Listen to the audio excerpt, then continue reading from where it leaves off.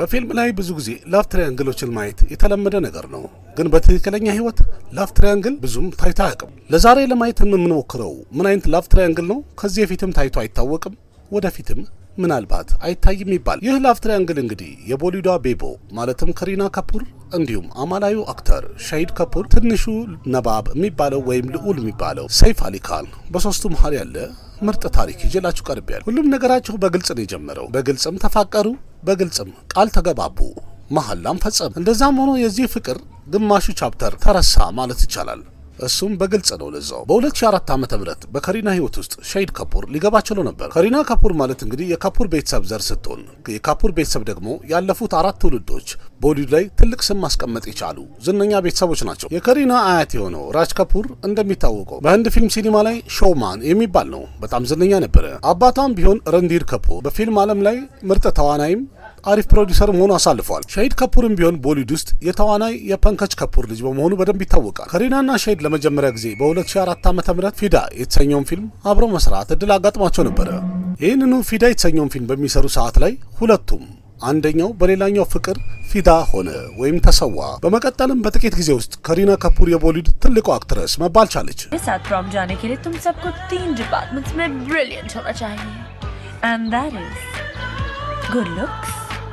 Good looks and good luck. እንደሚታወቀው ሻሂድ ካፑር ደግሞ ቀደም ብሎ ወደ ቦሊውድ የገባው ኢሽቅ ፊክር በተሰኘው ፊልም ነበር። የቦሊውዱ ቸኮሌት ቤይ የሚባለው ሻሂድ ካፑር በከሪና ላይ ያደረገባት አስማት ከሱ ፍቅር ማምለጥ በጣም ከበዳት። በእርግጥ ሁለቱ አብረው የሰሩት ፊልም ፊዳ ፍሎፕ ቢሆንም የሁለቱ ፍቅር ግን ሱፐሪት መሆን ቻለ። በጣም አስገራሚ የሚያደርገውም የዚህ ፍቅር ጅምር ከከሪና ነው የመጣው ተብሏል። ካፈቀርክ ምን አስፈራህ ይባል የለ። ከሪና ለፍቅራ የነበራት ቦታ በጣም ከፍተኛ ነበር። ምክንያቱም የቦሊውድ ተዋናዮች ፍቅራቸውን ለመደበቅ በሚጣጣሩበት ቦታ ላይ ወይም ደግሞ እኛ ጥሩ ጓደኛ ማቾች ነን እያሉ በሚደባብሱበት ቦታ ላይ ከሪና ግን ገና ከጅምሩ ሻሂድማ የኔ ቦይፍሬንድ ነው ብላ በግልጽ ተናገረች። እንዳውም የከረን ጆሃር ሾው ነው ካፌ ዊዝ ከረን ላይ በቀረቡ ሰዓት ላይ ከሪና ካፑር በግልጽ የተናገረችው ሻሂድን በጣም አፈቅረዋለሁ ብላ ነበር። ሻሂድም ይህን ነገር ወደኋላ አላለም። እንዲያውም እሱም በፊት ለፊት ከከሪና ጋር ያለውን የፍቅር ግንኙነት በግልጽ ተናግረዋል የተባለበት ሁኔታ መጣ። የፊልም ፍቅራቸውም እውነተኛ ፍቅራቸውም አብሮ መቀጠል ቻለ።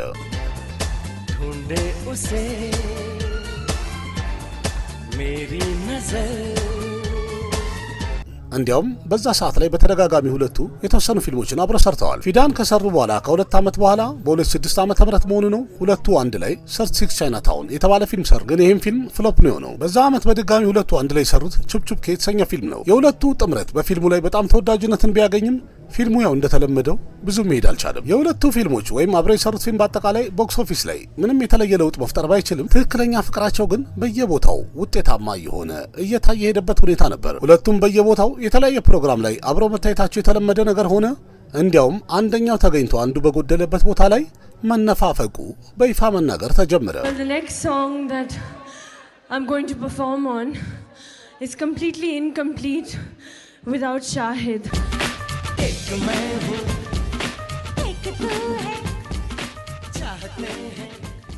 የሻሂድም ፍቅር ከሪና አናቷ ላይ መውጣቱ በደንብ የሚያሳየው በአመጋገቧ እንደፈለገች የተመገበች የበላች የጠጣች ያደገችው የካፑር ቤተሰቧ ከሪና ካፑር ስጋም አትክልትም ሳትመርጥ ትበላይ ነበረች። ለሻሂድ ካፑር ብላ ግን እሷ አትክልት ተመጋቢ ሆናለች። እንዲያውም ነገሩን በጣም አብዝታውም ማንኛውም ሬስቶራንት በገባች ሰዓት ላይ ስጋ ነገር ይሸጣል እንዴ ብላ ቀድማ ትጠይቅ ነበር ይባላል።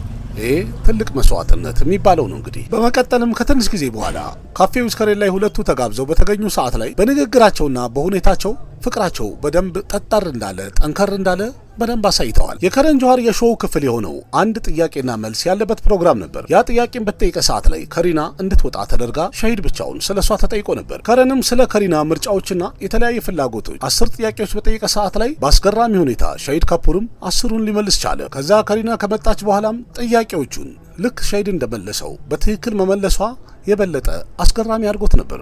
እህቷም ከሪችማ ካፑርም ብትሆን ፕሮግራሙ ላይ በቀረበች ሰዓት ላይ በዝምድናቸው ደስተኛ መሆኗን ተናግራለች። አባቷም ጭራሽ በቀረበ ሰዓት ላይ ከሪናን ቤት ውስጥ ቤቦ ነው የምንላት፣ ከሪሽማን ደግሞ ሎሎ ነው የምንላት፣ ስለዚህ አሁን ሻሂድ ከገባ ደግሞ ወደ ቤት ዶዶ እንለዋለን እስከ ማለትም ደርሶ ነው። ዶዶ እስከዚህ ሰዓት ድረስ ስለ ጋብቻቸው ምንም የተወራ ነገር ባይኖርም በፍቅር ዝምድናቸው ወይም በፍቅራቸው በጣም ደስተኛ ነበሩ። እስከዚህ ሰዓት ድረስ የከሪናና የሻሂድ ፍቅር በጣም በሚገርም ሁኔታ አሪፍ ሆኖ እየሄደ ነበር። ሁለቱም ደስታቸው ጎልቶ ይታይ ነበር። እንዲያውም በ2007 ለከረን ጆሃር በተደረገላቸው ኢንተርቪው ሁለቱ በተናገሩት ዝምድናቸው ወደ ሌላ ስም ሊቀየር ይችላል ተብሎ ይጠበቀ ነበር። ቢሆንም ግን እንደታሰበው አልሆነም። ዝምድናቸው በዛ ሰዓት ላይ እየተናወጠ ሄደ። በእርግጥ ጅምሩን አንድ አመት ቀደም ብሎ በ2006 የተጀመረ ነው። በሰዓቱም ከሪናና ሻሂድ የታዋቂው ዳይሬክተር የኢምታዝ አሊም ፊልም ጀብ ዊ ሚትን ለመስራት የወሰኑበት ነበር። የፊልሙ ቀረጻ በተጀመረ ሰዓት ላይ የሁለቱ ፍቅር በጣም ጠበቅ ያለና አሪፍ ደረጃ ላይ አለ የተባለበት ሰዓት ነበር።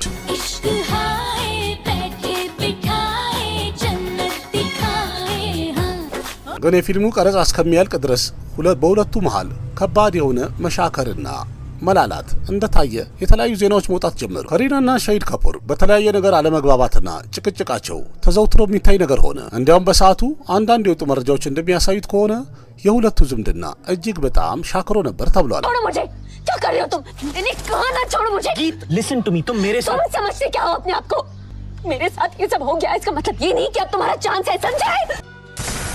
በ2007 ዓመተ ምህረት ሙምባይ ውስጥ ጎሬጋው የሚባለው አካባቢ የፊልሙን የመጨረሻ ቀረጻ ለማድረግ ሁለቱም መገኘት ነበረባቸው። ከመጀመሪያ ጀምሮ ወደ ቀረጻ ቦታ ሁለቱም አብረው አንድ ላይ ይመጡ የነበሩ ከሪናና ሻሂድ የዛን ቀን ግን በተለያየ መኪና ለየብቻ በተለያየ ሰዓት ደረሱ። ሁለቱም እንደ ፕሮፌሽናል ስራቸውን ሰሩ፣ ፊልማቸውን ቀረጹ። ልክ ቀረጻው ካለቀ በኋላ ግን የሁለቱ አካሄድ ልክ ሁለቱ የማይታወቁ ሰው ነበር የሚመስሉት። ጭራሹኑ ሰላም አልተባባሉም።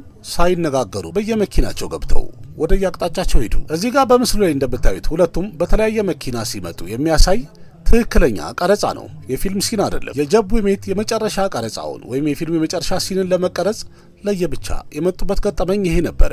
ቀረጻው ካለቀ በኋላም ሁለቱ ተለያይተው መሄዳቸው እጅግ በጣም ትልቅ መነጋገሪያ ወይም ትልቅ ዜና ሊሆን ችሎ ነበር። ሁለቱ ለመለያየታቸው የተለያየ ዜና በሰዓቱ የተወራ ቢሆንም እነሱ ራሳቸው ግን የተለያየንበት ምክንያት ይሄ ነው ብሎ ለመናገር ጭራሽ ድፍረትም አላገኙም። ግን ያው እንደሚታወቀው ፕሬንካ እንደነበረች የወጡ መረጃዎች በደንብ አሳምነዋል። በመቀጠልም በከሪና ህይወት ውስጥ ሌላ ሰው እንደገባ ደግሞ ዜናውም ተሰማ። ያ ሰውም ደግሞ ሌላ ሰው አይደለም፣ የቦሊዱ ትንሹ ልዑል የሚባለው ወይም ቾቴ ነባብ የሚሉት ሰይፍ አሊ ካን ነበር። ሰይፍ አሊ ካን በጊዜው ታዋቂው የክሪኬት ተጫዋች የነበረው እንዲሁም የጊዜው የህንድ የክሪኬት ቡድን ካፕቴን የነበረው መንሱር አሊ ካን ፓቶቲ የሱ ልጅ ሲሆን እንዲሁም በድሮ ጊዜ በቦሊውድ ታዋቂ የነበረችው ዝነኛው አክትረስ የሸርሚላ ታጎር ልጅ ነው። ቦሊውድ ውስጥ ሁሉም ሰው ቾቴ ነባብ ወይም ትንሹ ልዑል ብሎ ይጠራዋል። ከሪናም ደግሞ ብትሆን የቦሊውዱ በጣም ትልቁና ሰፊው ቤተሰብ የሚባለው የካፑር ቤተሰብ ዘር ናት። መጀመሪያ አካባቢ በሻሂድና በከሪና መሃል የመራራቃቸው የመጣላታቸው ምክንያት ሰይፍ ነው እየተባለ ነበር። ግን ይህን ነገር በቅርበት ስናየው ሰይፍ አሊ ካን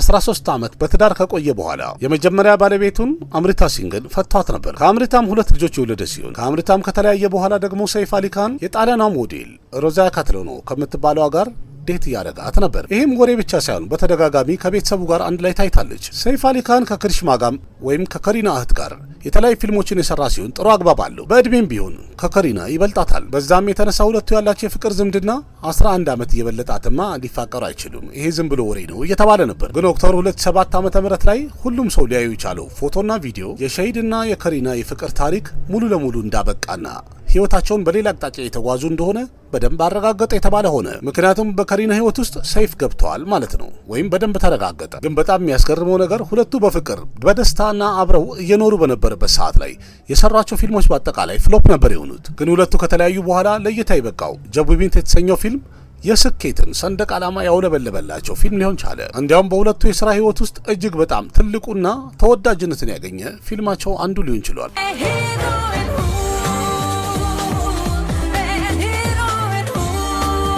ኦክቶበር 18 2007 ዓ.ም ላይ ሙምባይ ውስጥ የተዘጋጀው ላክስ ፋሽን ዊክ የተባለ ፕሮግራም ላይ እዛ ፕሮግራም ላይ ሰይፍ አሊ ካንና ከሪና እጅ ለእጅ ተያይዘው በገቡ ሰዓት ላይ ሁሉም ደንግጦ ነው የቀረው። ይህም ብቻ ሳይሆን እንዲያውም ሰይፍ አሊ ካን ሲጠየቅ ያለው እኔና ከሪና አሁን አንድ ላይ ነን፣ በጣም ደስተኞች ነን ብሎ ተናገረ። የሚገርም ነው።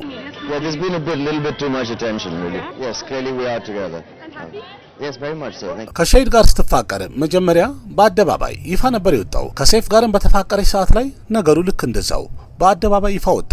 ማፍቀሯን በአደባባይ ስትናገር የነበረችው ከሪና በመጨረሻም ከሻሂድ ጋር በምን ተለያያችሁ ለሚለው ጥያቄ መልስ አለመስጠቷ ጥያቄ የሆነባት ሄደ። 2007 ዓመተ ምህረት ላይ ሁሉም ሰው የተረዳው ሸሂድና ከሪና መለያየታቸውን ነበር። ለዛም ደግሞ ምክንያት መልስ ስላጡለት የተለያዩ ጋዜጦችና ቲቪ ቻናሎች መረጃውን ከሸሂድ ከፑር ጋር እሷ ልትለያይ የቻለችው ከአምርት ታራው ጋር ሸሂድ የነበረው ቅርርብ ከሪና ስላልተመቻት ተለይተዋለች ያሉ ሲሆን አንዳንዶቹ ደግሞ በፕሬንካ ነው ያሉ ነበር ያወሩት። ግን ያ ምንም ቢሆን ከሪና አለመናገሯ ወሬውን የባሰ እንዲበዛ አድርጎታል። ግን በ2007 ዓመተ ምህረት ተሻን የሚለውን ፊልም ከሰይፍ ጋር ከሪና እየሰራቸው ነበረ ሰዓት ላይ ህመሟን፣ ችግሯን፣ ቁስሏን ለሰይፍ አማክረዋለች። በዛም የተነሳ ሁለቱ እጅግ በጣም ሊቀራረቡ ቻሉ። ስለዚህ በዛ መሀልም ሰይፍ አሊ ካን በከሪናና በሸሂድ መሀል ጥልቅ ብሎ ገባ ማለት ነው።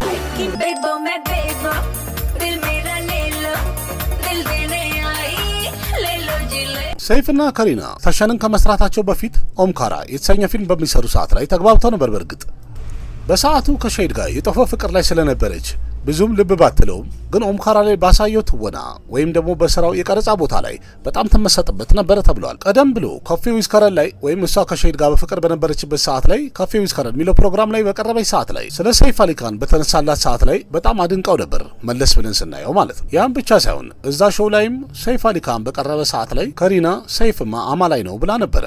ኦምካራ የተሰኘው ፊልም ላይ ባሳየችው ትወና ስታር ስክሪን አዋርድ ላይ ቤስት አክትረስ ተብላ በተሸለመች ሰዓት የመጣችው ከሸሂድ ከፑር ጋር ቢሆንም ግን ዋንጫውን የተሸለመችው ወይም አዋርዱን የተሸለመችው በሰይፍ እጅ ነበረ ከሸሂድ ጋር በፍቅር በነበረች ሰዓት ማለት ነው። My sister, Shahid, all my friends for giving me this love and support that they always had. በሰዓቱ ግን ማንም ያልገመተው ደስታዋን እንደዚህ እያካፈለችው የነበረው ሸሂድ ከፑር ከትንሽ ጊዜ በኋላ ለሷ ባዳ ይሆናል ብሎ ማንም አልገመተውም ነበር። የተለያየ ቦታ ላይም የተጣላችበትን ምክንያት ደጋግሞ ሲጠይቋት ከሪና ከፑር መልስ መስጠት ጭራሽ ፍላጎቱ አይደለም። ከሪና ምንም ባትናገርም ግን ልቡ የተቃጠለው አፍቃሪዋ ሸሂድ ከፑር በመጨረሻም ዝምታውን ሰበረ። እሱም ጁላይ 22 2007 ዓ.ም ላይ ነበር። በዛ ዓመትም ታይምስ ኦፍ ኢንዲያ ላይ ሸሂድ ከፑር ጥያቄ ተጠየቀ። በየሚዲያው ላይ የሚወጣው ፎቶና ቪዲዮ ስታይ ከሪናና ሰይፍ ያላቸውን የፍቅር ግንኙነት ስታይ ምን ይሰማሃል? ቅሬታ ይሰማሃል? ብለው ጠይቀውት ነበር። አይ ይሄ ለኔ ምንም ለውጥ የለውም ብዬ ብል እንኳን ይሄ በጣም ትልቅ ውሸት ነው። እኔ ሰው ነኝ። ይሄን ሁሉ ነገር ሳይና ሳነብ ሁልጊዜ ይሰማኛል፣ ያመኛል። ግን አሁን ሳስበው እውነቱን ከመጋፈጥ ውጪ ሌላ አማራጭ እንደሌለኝ በደንብ ተረድቻለሁ። በዛ ኢንተርቪው ሸሂድም ጨምሮ እንዳለው በከሪና ላይ እኔ ምንም ቅሬታ የለኝም ብሏል። እኔ በሷ ላይ ምንም ቅሬታ የለኝም። እንዲያውም ቅሬታ አለኝ ብል ነገሩን ማሳነስ ወይም የነበረን ዝምድና መሳደብ ይሆናል። እንዲያውም የነበረንን ፍቅር ልቤ ውስጥ አስቀምጬ እንደ ጥሩ ትዝታ በህይወቴ ወደፊት መሄድ ነው የምፈልገው። ደግሞም እንደዚህ ያረኩ ነው ያለሁትኝ በደንብ ወደፊት ለመግፋትም እየተጣጣርኩ ነው። ከሰይፍ ጋር መፋቀሯን ከተናገረች ከትንሽ ቀን በኋላ ኦገስት 8 2007 ዓ.ም ላይ ሳቨሪያ የተሰኘው ፊልም ፕሪሚየም ላይ ሁለቱም ተገኙ። ከሪናም ከሰይፍ ጋር ቦታው ላይ እጅ ለእጅ ተይዛ ነበር የመጣችው። ሸሂድ ደግሞ የተሰበረ ልቡን ይዞ ብቻውን ነበር የመጣው። እንደዛም ሆኖ እንደማይታወቅ ነው የተላለፈው። በመቀጠልም ጃንዋሪ 2010 ዓ.ም ላይ ስታር ስክሪን አዋርድ በተዘጋጀ ሰዓት ላይ ሁለቱ ፊት ለፊት እየተያዩ እንዳልተያየ እንደማይተዋወቅ ሰው ተላለፉ። አረ እንዲያውም አንደኛው ወደ ሌላኛው ዞርም ብሎ ያላየም። ሸሂድን በጠየቀ ሰዓት ላይ በጣም አስገራሚ መልስ ነው የሰጠው። ያለውም እንደነበረች ኧረ በጭራሽ አላየሁም ነበረች እንዴ አሁን አንተ ስትለኝ ያወቅኩት። በእርግጥ ቦታው ላይ አዋርድ መሸለሟን አይቻለሁ። ለዛ ደግሞ እንኳን ደስ አለሽ እላታለሁ። ግን አሁን እንዳልከው እንደዚህ መንገድ ላይ ተላለፋችሁ ላልከው ጭራሽ ልብ አላልኳትም። በእርግጥ አሁን የምጩ ደስ ስለተባልኩኝ ተገኝቼ ነበረ። እሷም ደግሞ መሸለሟ በጣም ደስ ይላል። ግን እንደዚህ ተያይተን ሁለታችን ተላልፈን አይደል? እንደዛ ከሆነ ምናልባት በስተት ይሆናል። ጁላይ 9 2010 ዓ.ም ላይ ሸሂድና ከሪና አብረው የሰሩት አንድ ፊልም ለእይታ በቃ። ይሄ ፊልም ማለት እንግዲህ የሁለቱ የመጨረሻ ፊልማቸው ለእይታ ይበቃ ማለት ነው። የፊልሙ ርዕስም ሚሌንጌ ይሰኛል። እንገናኛለን ማለት ነው። የዚህ ፊልም ቀረጻ በእርግጥ ሁለቱ በፍቅር በነበሩበት ሰዓት ላይ የተደረገ ሲሆን ግን ፊልሙ ፕሪፕሮዳክሽኑን ጨርሶ ለእይታ እስከሚበቃ ድረስ ሁለቱ ፍቅራቸው አብቅቶ ነበር። ምናልባት በዛም የተነሳ መሰለኝ ሁለቱም አንዳቸውም እንኳን ቢሆን ይህን ፊልም ፕሮሞት ለማድረግ ወይም ለማስተዋወቅ ወደፊት ጠጋ ብለው ወይም ወጥተው አያውቁም። የሁለቱ የመለያየት ነገር በጣም እየተወራ ስለነበረ ፊልም ሜከሮቹም ፊልማቸውን በዚህ ሰበብ ስኬታማ ለማድረግ ብለው አንድ ሙዚቃ ለመጨመር አሰቡ። ያ ዘፈንም ኩችቶ ባኪታ የሚል ነው። ማለት የቀረ ነገር አለን ማለት ነው። ቢሆንም ግን በመጨረሻ ስለሆነ ሙዚቃ የገባው ሸሂድና ከሪና ለየብቻ ነበር የተቀረጹት። ግን የሁሉ ነገር ተደርጎም ፊልሙ ቦክስ ኦፊስ ላይ ፍሎፕ ነው፣ ከሰረ። ግን እውነቱን እኒ ከተባለ በሸሂድና በከሪና መሃል ምንም የቀረ ነገር አልነበረም። मुझे candle light dinner कराना चाहते थे ना, लो आज वो मौका आ गया। कैंडल भी है और डिनर भी। ግን የሰይፍና የከሪና ዝምድና በጣም ጠንክሮ ወደፊት እየሄደ ነበር። ሰይፍ አንድ ቦታ በተገኘ ሰዓት ላይ ከሪና ቦታው ላይ መገኘቷ ግድ ነው። ከሪናም የተገኘችበት ቦታ ደግሞ ሰይፍ መገኘቱ ግድ የተባለ ያህል ነበረ። ሁለቱ ሁሌ ጥንድ ሆነው ስለሚታዩ በጣም የሚያምር ስም ሊሰጠው ይችላል ዝምድናቸው። እሱም ሰይፍ ፊዳ ብለውታል። ሰይፍ ሞተባት እንደማለት ነው። ሰይፍና ከሪናም የተለያዩ ፊልሞች ላይ አብረው መስራትን ቀጠሉ። ሆኖም ግን የሁለቱ ጥምረት ወይም ሁለቱ አብረው የሰሩት ፊልም ቦክስ ኦፊስ ላይ ያን ያህል ስኬታማ መሆን አልቻለም። ቢሆንም ግን የፊልሙ አለመሳካት በግል ህይወታቸው ላይ ምንም ለውጥ አልፈጠረም። ሰይፍም ባገኘው አጋጣሚ ለከሪና ያለውን ፍቅር ለመግለጽ መቼም እድሉን ወደ ኋላ አያረግም ወይም አያልፈውም።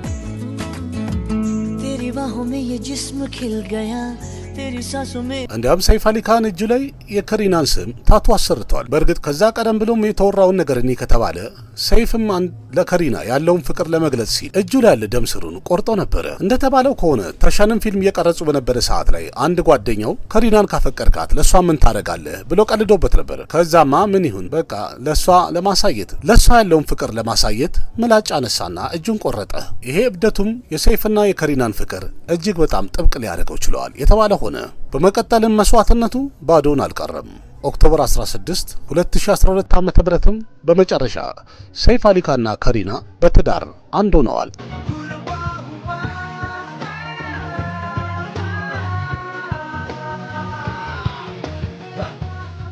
ከሸሂድ ጋር የጀመረችው ፍቅር እንኳን ሊሳካላት አልቻለም ነበር። ግን አሁን ከሰይፍ ጋር በደንብ ተሟላላት። ልክ እንደዚህ ፊልም በሚመስል ሁኔታ ሰይፍና ከሪና በትዳር አንድ ሆነው ለረጅም ጊዜ ኖረው ወልደው ከብደው ኖረዋል። ይህ ሁሉ መስዋዕትነት ከተከፈለ በኋላ ይህ ፍቅርም ወደፊት ቀጥሎ ረጅም ዓመት ቆይቷል የተባለ ነው። እንደዛም ሆኖ ግን አሁን ተፋተዋል እየተባለ ነው፣ ወይም ደግሞ ሊፋቱ ጫፍ ላይ ደርሰዋል እየተባለ በጣም የተወራባቸው ነው ያለው። ይህን ነገር በጣም አስገራሚ የሚያደርገው የተለያዩ ያወሩትን የተናገሩትን ስቴትመንቶች ወይም የሰጡትን ቃል አንድ ላይ በማድረግ ሚዲያ ላይ ከፍተኛ ሽፋን አግኝቶ እየተወራ ነው ያለው። ከሚዲያው በተጨማሪ ደግሞ በእነሱ በኩል ስናይ ሁሉም ነገር ኖርማል ሆኖ በፍቅር ደስተኛ ሆኖ እንደሚኖሩ እያየን ያለንበት ሁኔታ ነው ያለው። ለምን እንደዚህ ብለው ያወራሉ የሚለውን ነገር ደግሞ መለስ ብለን ለማየት ስንሞክር በጣም የሚገርም ነገር አሁን በቅርቡ ሰይፍ አሊ ካን ቅድም እንደነገርኳችሁ እጁ ላይ ስሟን ታቱ አሰርቶ ነበር። በድንገት ሙምባይ ኤርፖርት ላይ በታየ አንድ ፎቶ እንደሚያሳየው እጅጌ ጉርድ ቲሸርት ነበር ያደረገው።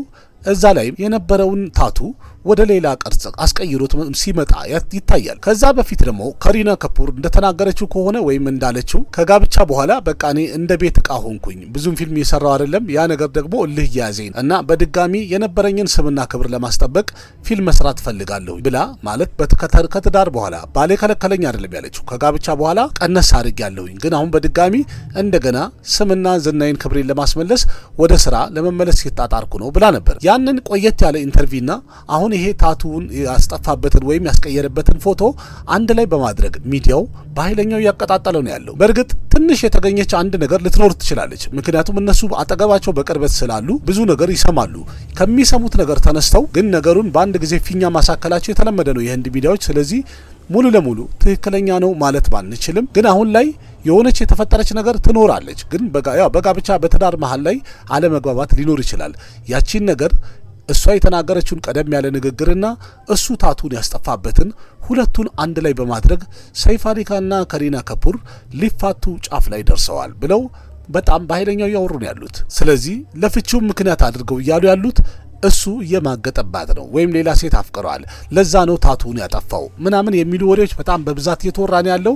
ይሄ ነገር ምን ያህል እውነተኛ ነው ብለን እንኳን ለማጣራት ስንሞክር የተገኘ ብዙ መረጃ ባይኖርም እነሱ ሚዲያ ላይ ወጥተው ፊት ለፊት መረጃ መስጠታቸው ወይም መናገራቸው የማይቀር ነው። ስለዚህ እንጠብቃለን። ምክንያቱም እንደዚህ እንደተወራ የሚቀር ነገር አይደለም። መጥተው ክሊር ያደርጉልናል። ካልሆነም ደግሞ አለመግባባት ካለም እየጎላ ይወጣል ማለት ነው። እንግዲህ ውድ ቤተሰቦች የዛሬን ፕሮግራም እንዴት አገኛችሁት? ያላችሁን ሀሳብ አስተያየት ኮሜንት ላይ ጻፉ። ቪዲዮ ላይክ አድርጉ። ለቤቱ አዲስ ሆናችሁም ሰብስክራይብ አድርጉ። ለጓደኞቻችሁም ሼር በማድረግ የቤተሰባችንን ቁጥር በዛ እናድርገው። እኔ አቅራቢያችሁ ቃሲም መካ ነበርኩኝ። በሌላ ቪዲዮ በድጋሚ እስከምንገናኝ ደህና ሁኑ። ባባይ